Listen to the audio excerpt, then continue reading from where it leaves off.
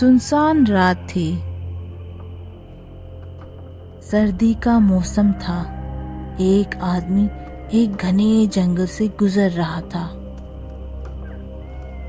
रक्षा करना प्रभु।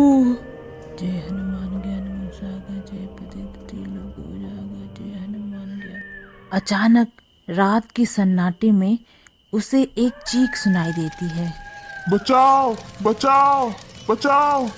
वो आवाज की तरफ मदद के लिए भागता है और वहाँ का दृश्य देख उसके रोंगटे खड़े हो जाते हैं। एक आदमी जमीन पे पड़ा हुआ था और कोई उसका खून पी रहा था।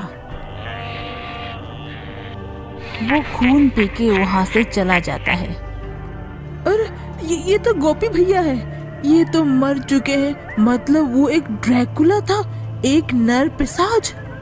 डर से वो आदमी वहाँ से गांव भाग जाता है। अगले दिन सरपंच ने गांव में मीटिंग बुलाई।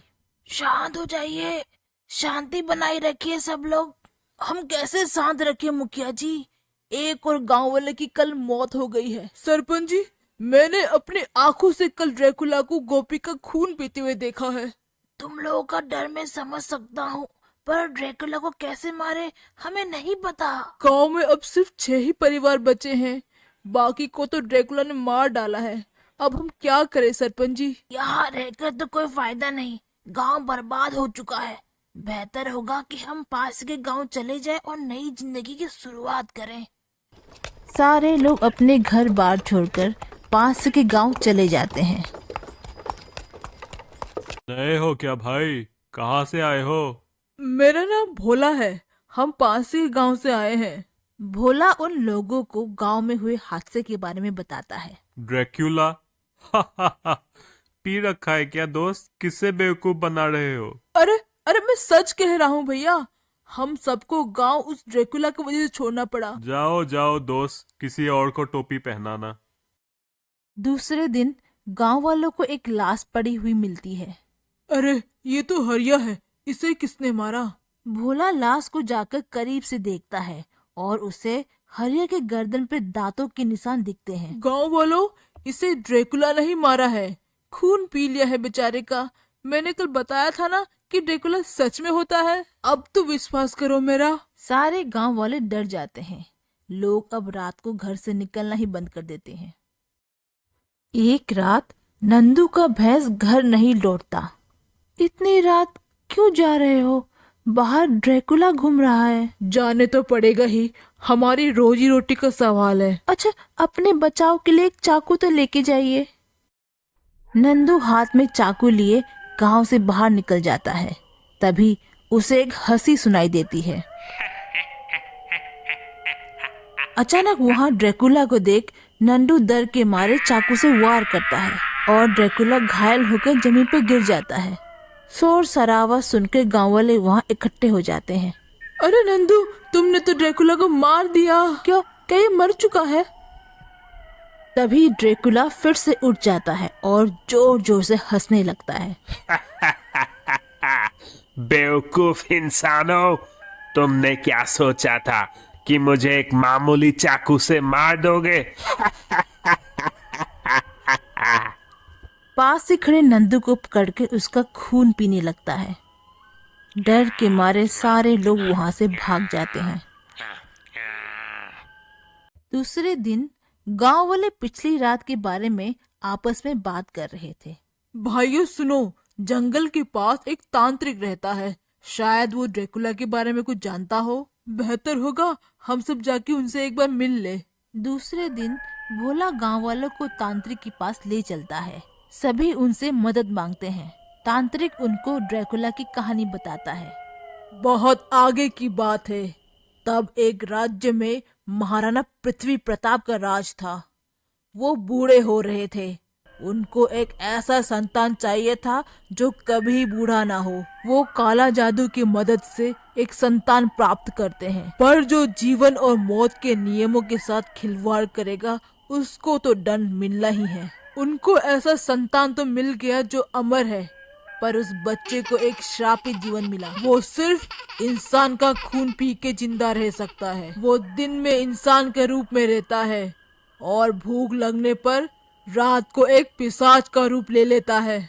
उसे पहचानना बहुत मुश्किल है। उसकी कोई परछाई नहीं है। आईने में अगर तुम उसे देखोगे तो तुम्हें उसकी परछाई नहीं दिखेगी। हम महामृत्युंजय का यज्ञ करेंगे, उसे वो नर पिशाच जरूर भाग जाएगा।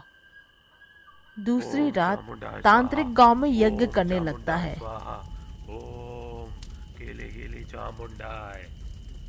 तभी वहां ड्रैकुला आ जाता है। तांत्रिक उस पे मंत्र फूंकता है। नरभक्षी भस्म हो जा। स्वाहा। नादान तांत्रिक, तेरा ये तंत्र मंत्र मेरे ऊपर कुछ असर नहीं करेगा। ड्रैकुला तांत्रिक के ऊपर झपटता है।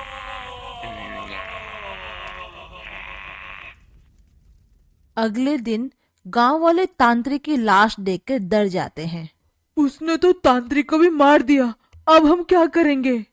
तभी एक बूढ़ा आदमी बोलता है कि वो नरपिशाच एक श्रापित और अपवित्र जीव है, इसलिए उसे किसी भी पवित्र हथियार से ही मारा जा सकता है। पर ऐसा हथियार हमें कहाँ से मिलेगा? बच्चे मासूम होते हैं, उनका आंसू पवित्र होता है।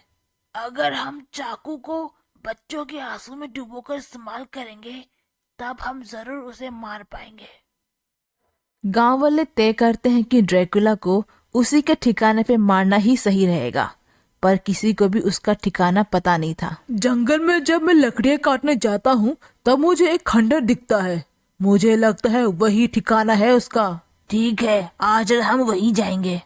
गांव वाले भोला को साथ ले चलने के लिए उसके घर आते हैं। अरे भोला भैया तो घर पे है ही नहीं, शायद बाहर गया होगा। उसके बिना ही चलते हैं। गांव वाले रात में ड्रैकुला के ठिकाने पर पहुंच जाते हैं।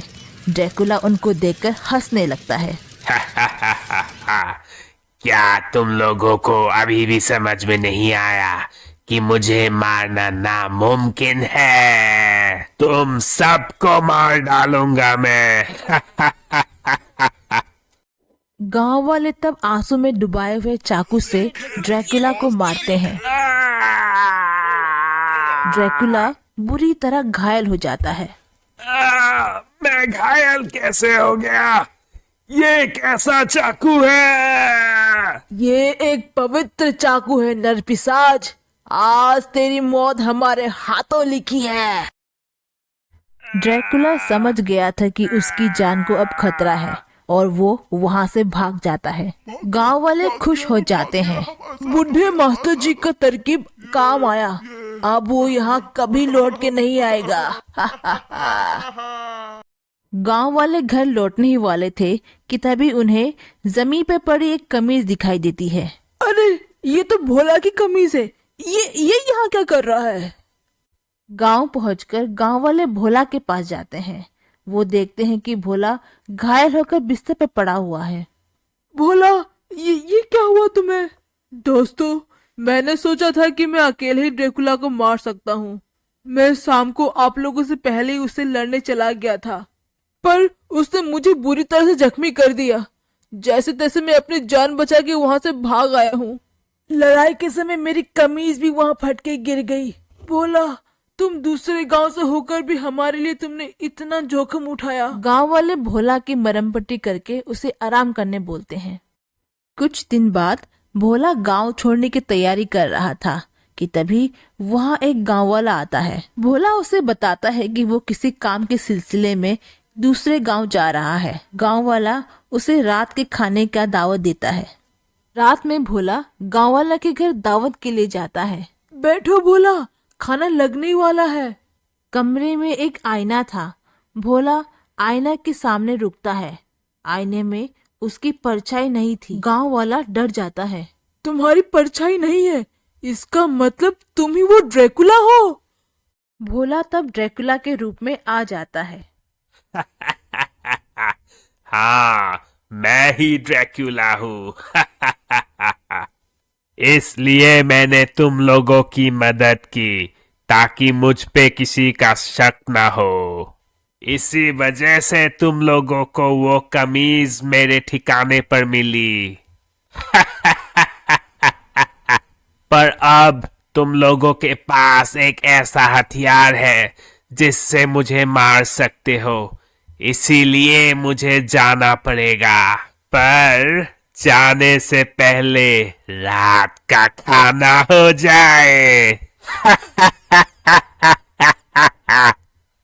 ड्रैकुला उस गांव वाला और उसके पूरे परिवार का खून पी जाता है और वो फिर से किसी नए गांव के तलाश में निकल जाता है। दोस्तों, अगर आपको ये कहानी पसंद आई तो इस चैनल को लाइक, शेयर और सब्सक्राइब ज़रूर करें।